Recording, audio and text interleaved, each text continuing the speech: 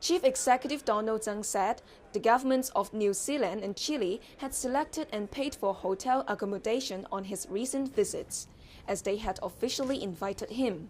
Hotel arrangements during his trip to Brazil were made according to principle. It was in accordance to our need, not more and not inadequate. They have laid down procedures for it.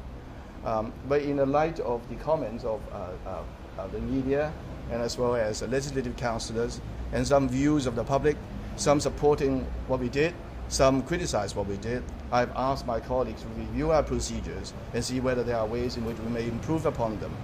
And I've also invited the Director of Audit to look at existing procedures, the procedures for the chief executives visiting overseas, making official visits, and whether the present arrangements for his hotel accommodation was appropriate.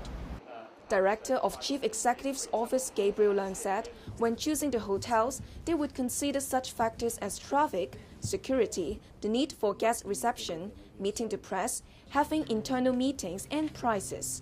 But the Chief Executive himself would not take part in the selection process.